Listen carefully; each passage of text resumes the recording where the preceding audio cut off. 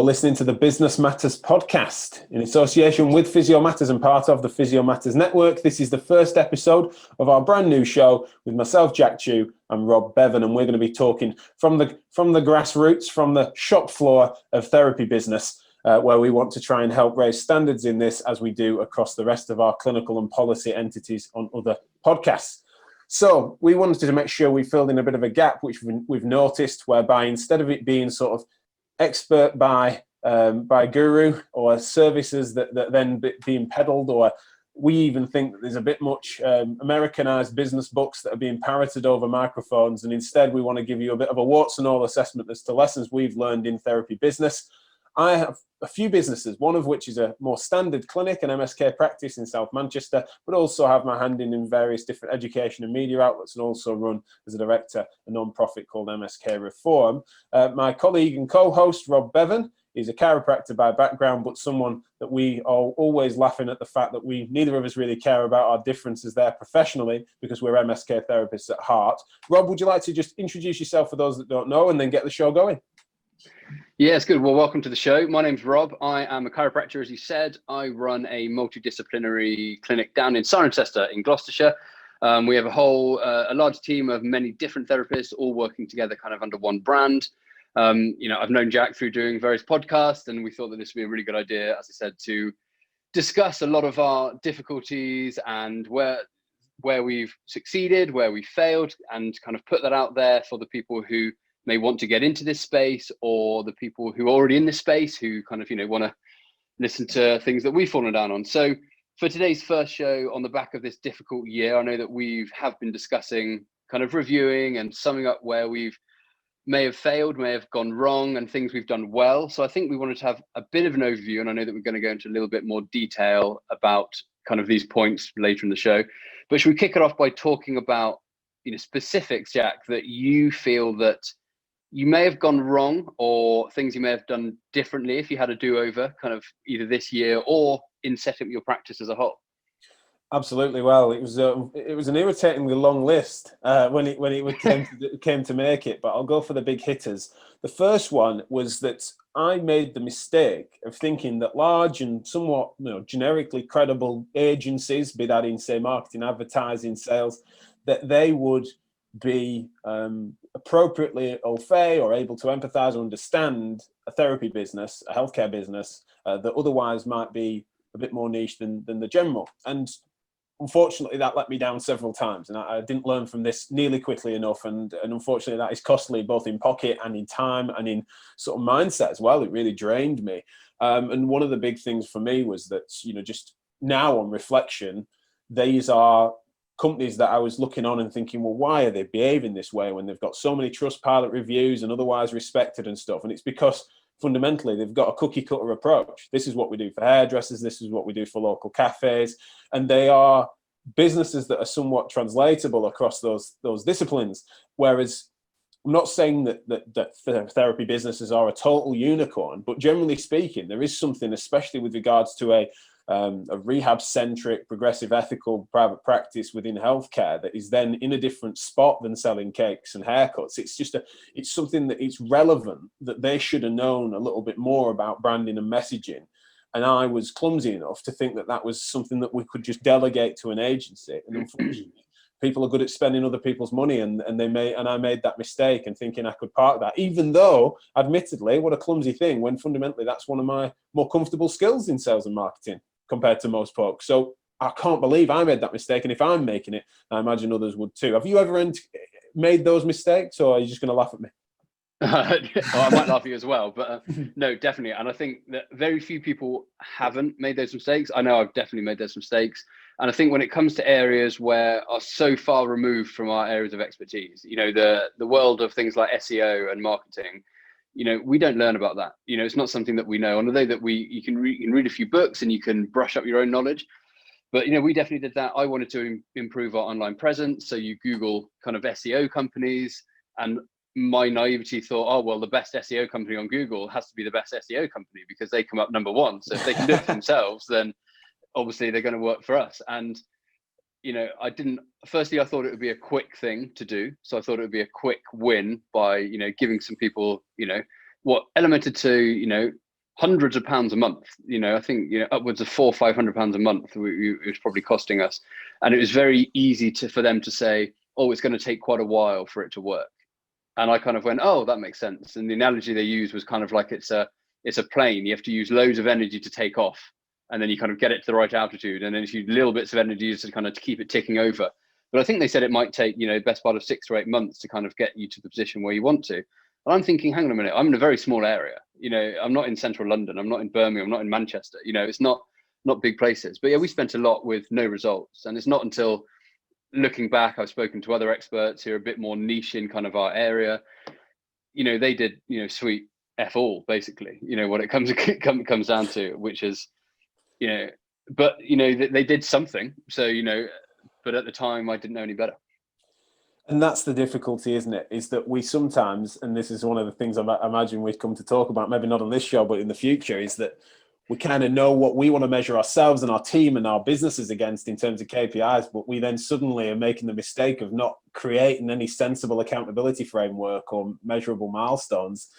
And they're good at spending your money, aren't they? And so, we've got podcasts planned for bringing on our favorite experts in these spaces to make sure you don't make these mistakes, because the way to put it right, and I think we both agree on this, don't we, Rob, where it's that the way to put it right is to then do your due diligence, be more aggressive, almost consider it as if it's a recruitment exercise rather than it being as you as a customer, and start to then think about this being a pivotal partnership that you need, where people really do take the time to get to know your business. And so correcting for that is not easy, but recognizing that you're susceptible to that mistake is a massive first step. So we don't want you to waste the thousands we have on those sorts of things, do we? Definitely. And I think it's also having an element of understanding around that industry, which is, I think people get preyed upon in that industry, especially if you don't know anything about it. So knowing the terminology, knowing what the different, white hat SEO versus black hat SEO, and the little things like that, which I know that we'll get experts on to come and actually, give proper definitions of, but knowing the differences. So when you speak to people, you're on the same terms, and I think that we're bound by so many legalities in healthcare, and we come from a place of being very ethical and probably have too much trust. And I think that a lot of businesses don't, it's almost like the old fashioned window salesman, of the 80s, all the stories you hear about.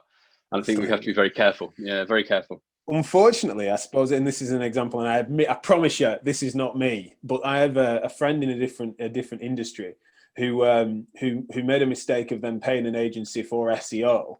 And because of her lack of knowledge in this space at all, and excessive trust placed on an agency, they took a few £100s of her money, and then she was delighted with the outcome until she realized it wasn't generating business. But for months, she was watching it. Within a few weeks, she was top of Google because they were running a really low grade ads campaign. So she was top of Google because her ads were appearing, but not necessarily on the search terms that they were getting her to then use at certain intervals. And it was just essentially fraud, because essentially what they'd done is, because she didn't realize the difference between being organic search top and ads and paid ads, they then just ran a small portion of what she was paying them through an ad spend. It's just a fascinating mistake to make, but one that comes from her lack of a knowledge of some of the jargon. And so you're absolutely right. You're more vulnerable if you don't know, and that's an area where it is worth at least getting a baseline knowledge. Yeah, and I mean that's almost criminal, really. Well, I know, and I was saying it's well worth looking into, and I don't know if she did end up instructing, but it was one of those things where once she got over the embarrassment, it was definitely one for her to look closely at what they'd said they were going to do, and I don't know if they were vague enough to have got away with it, but that's the sort of thing where there's obviously an extreme example, and then there's versions of that, from them being charlatans to people just over-promising and everything in between. What was on? I joked and said my list was long, and so what was maybe yours was shorter, I imagine. But what were on top of yours? I think early delegation, or delegation was something which took me a long time to learn how to do and learn when to do. I think that we came from a position where, when I started my clinic, it was just myself and my wife. It was just two of us. One of us saw patients. One of us was reception/manager. And then we swapped. We kind of did that for 12, 13, 14, 15 hours a day. And when we first brought someone else on board, obviously that was a big step initially. And then we'll kind of come onto that in future episodes or later today. But knowing when to bring someone on to do something else, whether that was advertising, whether it was social media, was massive for us. And it's something that we didn't really properly do for years after we ran the business, and we didn't want to lose that control. And that was a big step. And I think that everybody who runs a practice will be in the same boat, and they're thinking, oh, and not necessarily about the money, but it's more about the control. It's, do I trust them to know where I'm coming from? And do I trust them with to be putting out the right messages that I want to be putting out to patients, whether that's, things like picking up the phone, that's a big part of your business, picking up the phone. So yeah, knowing when to delegate. I don't think you see the results from that instantly, but it's something that does reap huge results further down the line.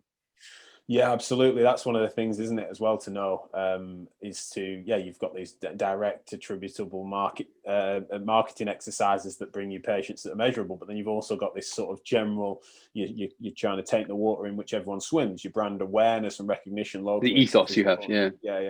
What I recognize myself in that as well, and I think I've made those mistakes, but generally I've been very fortunate, more luck than judgment really, in that because of the other work I do with regards to having an education and a media company, and also a networking, which I've then been pursuing policy, especially when I was sort of part-time with it and still pursuing an NHS career, meant that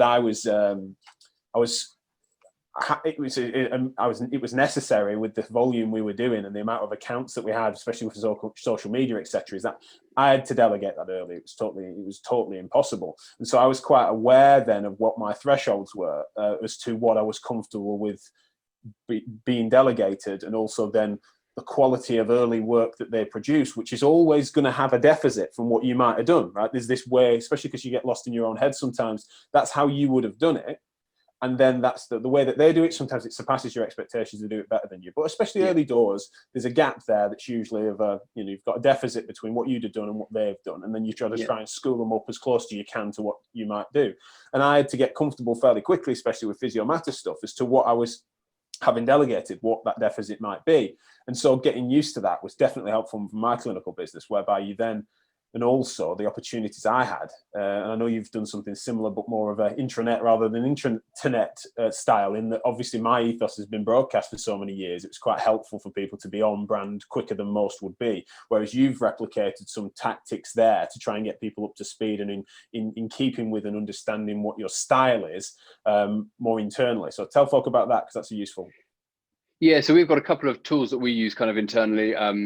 As you said, once you went past a certain size in terms of team, it was very difficult to have regular meetings, whether that's weekly meetings. We've got staff with young families and all sorts of things. So a couple of things that we did to kind of help ingrain that ethos that I believed in and that I wanted our clinic to stand for was kind of, well, first you kind of come up with our own set of core values, what myself and Laura wanted the clinic to stand for. What do we want to emphasize? And having kind of that list of core values that we kind of came up with, and then ingraining that into everything that we did. So every question that we said, okay, does this meet the values that we want to achieve of, of honesty and self-efficacy with patients? And then again, getting this message across to our staff members. I did things like we started a blog, which was kind of a private blog for our staff, where anytime there's something that I wanted to get across, I wrote a blog on it and shared it with the team members. And it was some things which I felt that I wanted that weren't being done right, or weren't matching the standards that Laura and I had worked so hard to kind of set up. So I'd write a general blog on it. It wouldn't be about picking up particular people on certain things, but just a general blog kind of emphasizing why we do certain things and why we do them, why we answer the phone in a particular way, why we say goodbye and hello to patients in certain ways, what atmosphere does that create in the clinic.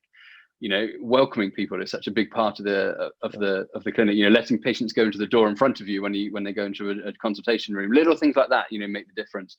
And when that's not being done, and it's very easy to let standard slide, I kind of pulled it up.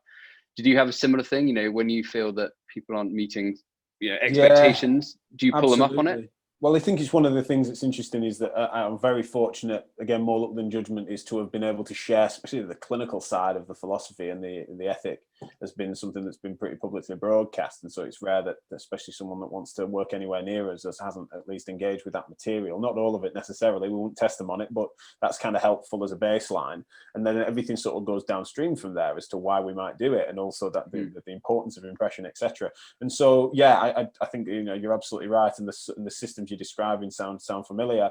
I always want to just flag and also get your reflection on this, is that done badly, that's incredibly passive aggressive, isn't it? If your staff are recognizing themselves in that blog in such a way, they just think, for God's sake, Rob, you could have brought that up with me. That's not a cool way of. It's actually poor management. So it's a balancing act there. I'm not going to invite as to whether you've made that mistake, but it's just that I know plenty have, and I was wondering what your top tips for mitigating that mistake would be.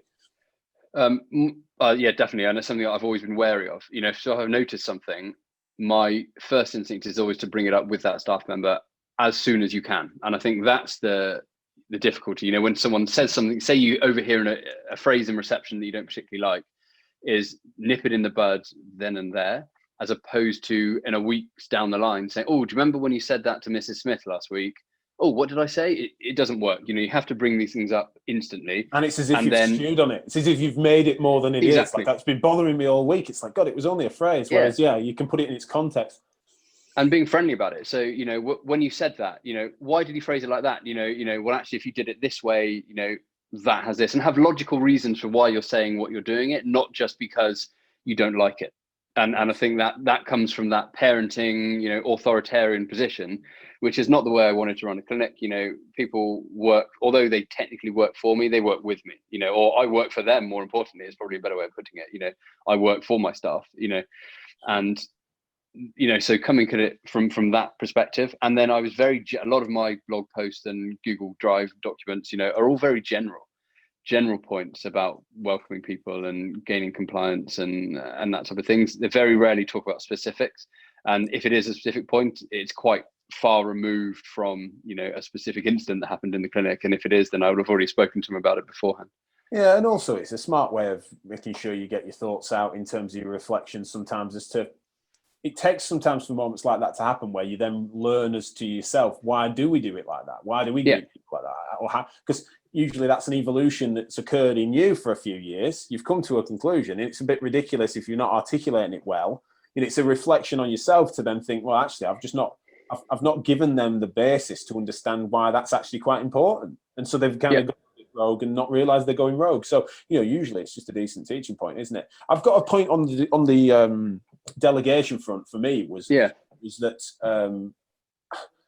I, as I said, for various reasons, felt that I was all right with it because I had to on other projects that were just growing in such a way. And also there was the natural voluntarism that comes with that, whereby we were creating something that was going to hopefully do significant good, namely the podcast and all this stuff that's then surrounded that, meaning that people were willing to sort of volunteer a certain amount of their time to sort of participate within it. Feels like it's often a different and difficult delegation exercise with volunteers, but it's slightly different conversation. But when it came to certain things clinically, the biggest thing for me was to mapping the forecasts and identifying timeframes and scales for when your basic runway for break even, etc., and when you might be able to then stop yourself sweating as a business owner and start at least remunerating yourself at a basic salary level on your time. I mistook that time frame because the first thing I was going to do was then do that, when actually what I needed to do is kick that on a little bit and manage my own expectations better, because the first thing I should have done is then employ that delegation, identify someone that could then take that over earlier and allow myself, whilst sweat myself and my family out even more than we had done, because it inevitably needed to do that. It was like at some point there were only ever going to be a few weeks in which you could do that before you realized that you were going to be prone to completely overwhelming yourself, especially with the other projects that we had on. That was a naivety that I think that others needn't make if they're vulnerable to. Yeah, and I think a big, an example of that would be, for example, hiring a receptionist. That was something which, I think that, again, personal opinion is that it's something which a lot of people, I wish I'd done earlier. And I think that a lot of people don't do it. And I think that's a lot of falling downs. I mean, COVID 2020 changed a lot of things, of having the ability to have receptions and them being illegal was a bit of a change. But, as soon as we had that receptionist, it meant immediately we could double our workload, because I wasn't having to pick up the phone for 5 hours and Laura was working, it could switch. But the outlay of money to do that, when you're thinking, well, actually to have a receptionist, 4, 5, 6 days a week, or even half days, that's suddenly £1,000 a month, or, give or take, that I'm going to have to find. You're thinking, well, that's going to come out of my earnings. It's far easier just for me to, take that, and I don't mind picking up the phone. It's not very difficult. So it's seeing that long-term gain, which, is a big jump. And also getting the comfort within an understanding of your own cash flow as to what that will unlock. Because sometimes, I don't. It's funny. I've got to think far back to be quite as naive as this. But there was a time where I was like, "What might a receptionist think? Be?"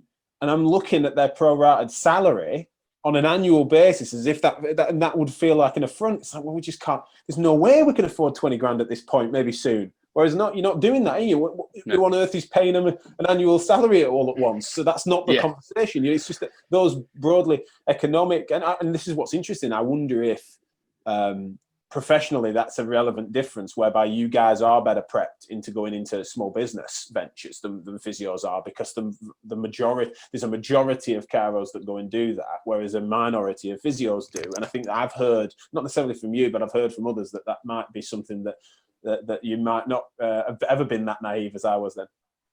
So that's a really interesting point, and something I wanted to kind of bring up on this as well was there is that misconception that for some reason I've heard it all sorts of things that I've heard also almost on the more derogatory side of it. I think when I did a presentation on it once, there was someone who brought up that chiropractors get business lessons rather than ethics lessons, that type of thing. I'm thinking, hang on a minute, savage.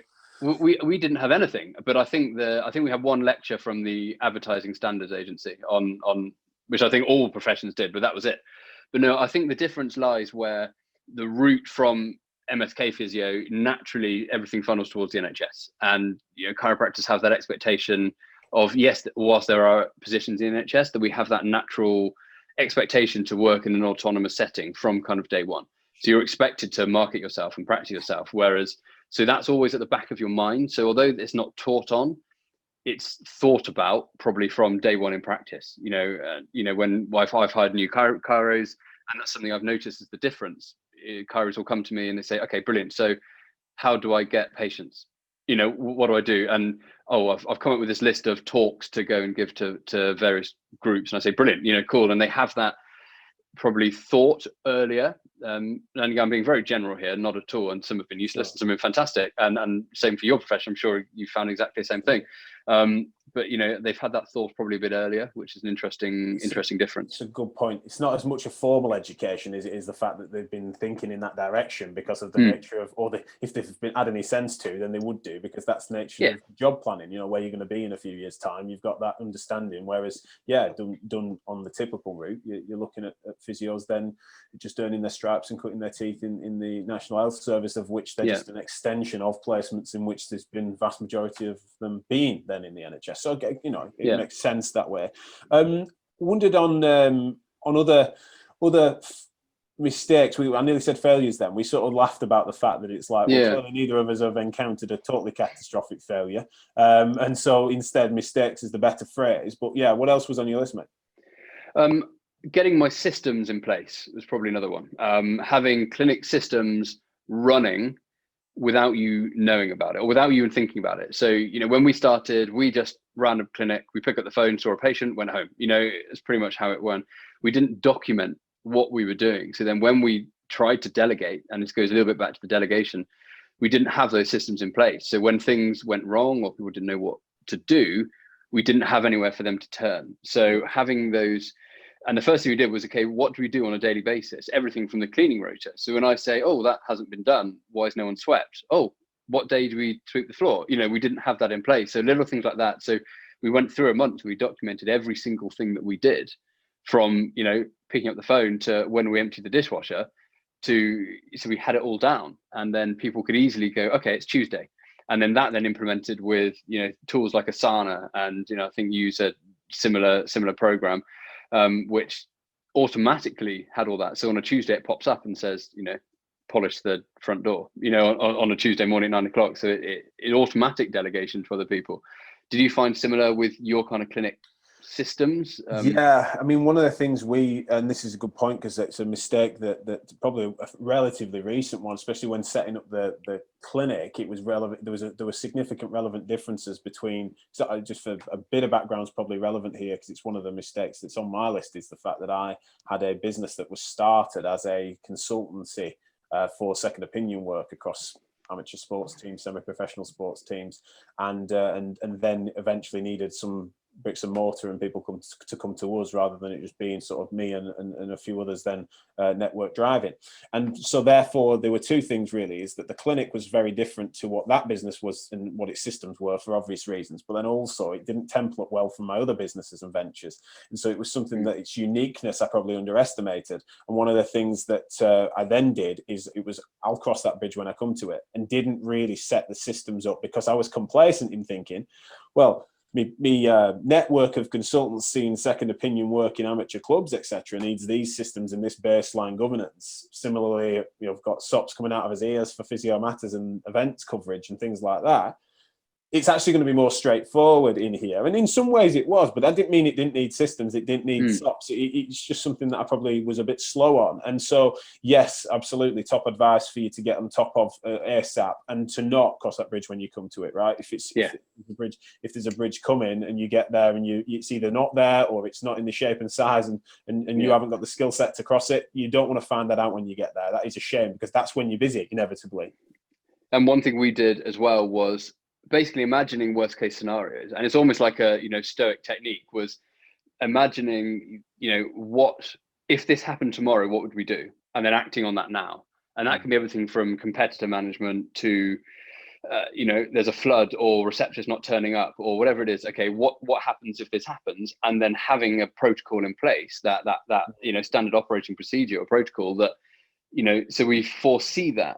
So then it takes the worry out of it, the mental worry, or, do we have a backup payment system in case the card machine's not working? Do we have a Stripe account, for example, where we can just invoice someone? Do we have enough change? Those little things. Absolutely. So we had those fallback procedures always ready.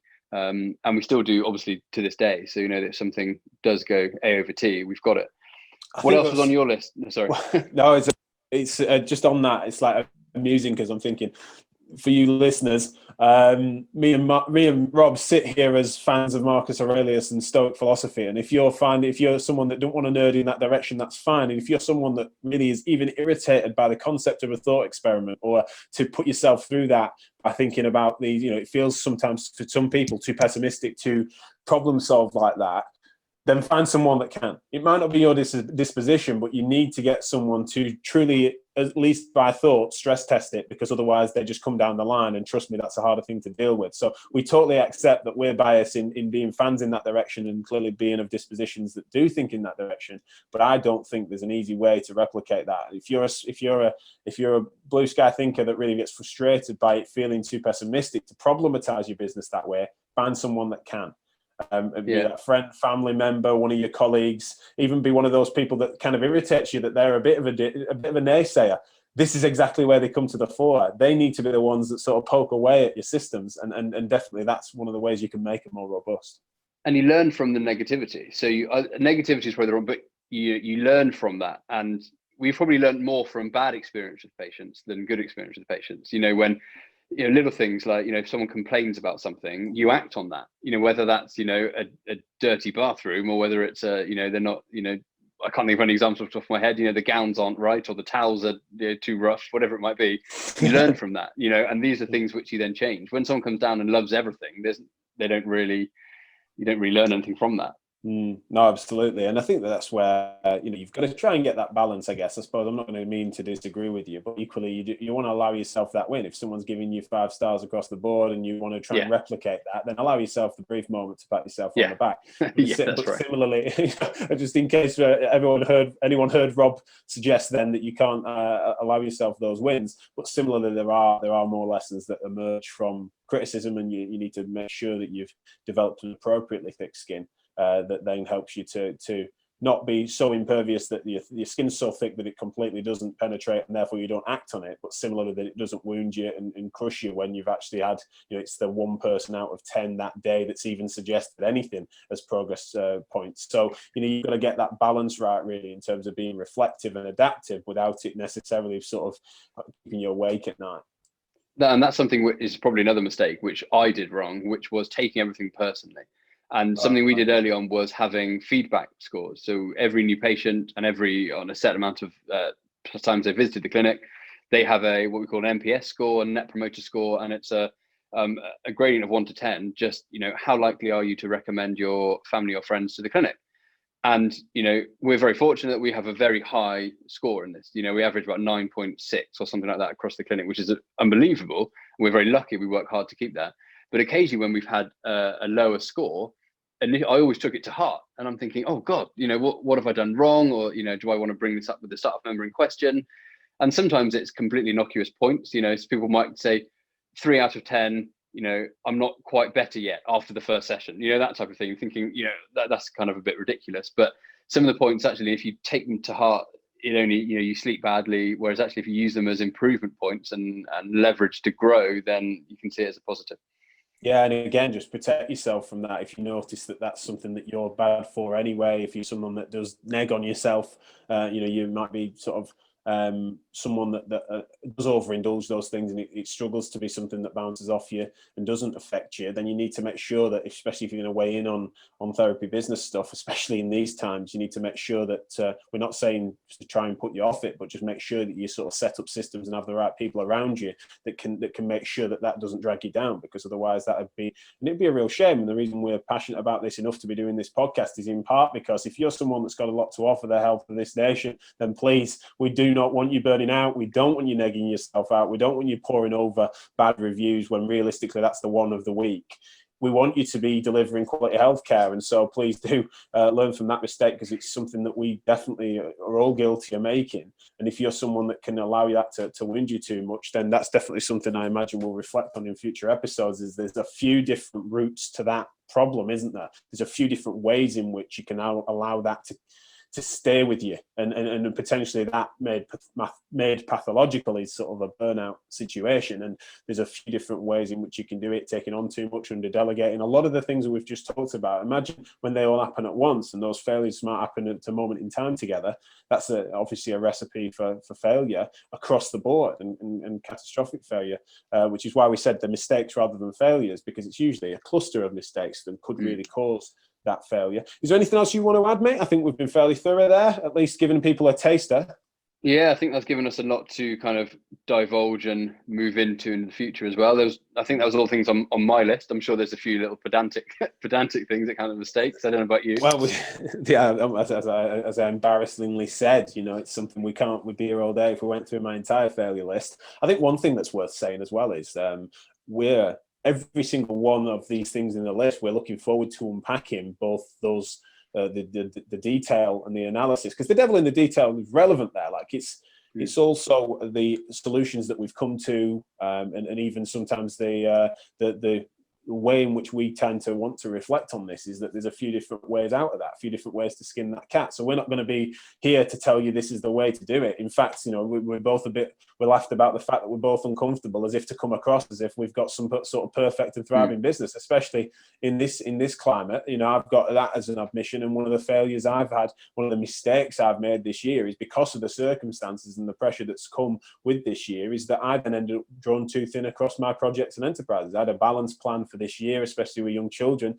and that it meant that you then ended up in a situation where I was then drawn thin as a leader. And so while some of that I couldn't control for, there's also this important point whereby this podcast is not one in which you're going to hear from us sort of saying our way is the way, gospel according to Rob and Jack. It's certainly not that. And we want you to make sure you feedback, get some questions in so that you can try and inspire some of the topics, and we'll zoom in as closely as we can, get the actual experts in the room that we know and trust, and try and help you to learn from our mistakes. So I think that brings us to a close, Rob.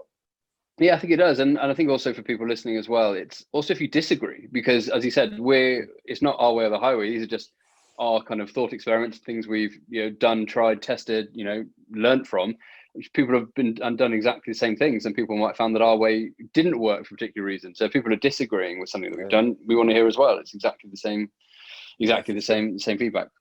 Absolutely. And, do not be surprised if our instinctive answer, as we're learning as we go along with this, is to say, come on the show and tell us about that. Tell us about this generic agency that treat you just like a hairdresser and they've knocked out the park. That's the sort of example we'd love to hear, because, we feel like there's some commonalities that we've noticed amongst our businesses that potentially if we're both anomalies, then maybe we're thinking there's a theme there when there isn't. So please do let us know. Yeah. It's a great point. And so do follow along. Make sure you follow this feed as well. We'll be boosting certain episodes on the main Physio Matters feed. Do not be complacent, because it won't be every episode. So make sure you find it in your podcast players and apps, wherever you might listen to this. Type in Therapy Business Matters and you will get these episodes on a regular basis. And if you're listening to this as the first episode before Christmas, because we did pull his finger out and it is out there before Christmas, have a lovely holiday season, and you'll be hearing more from us, and I hope you have a lovely time.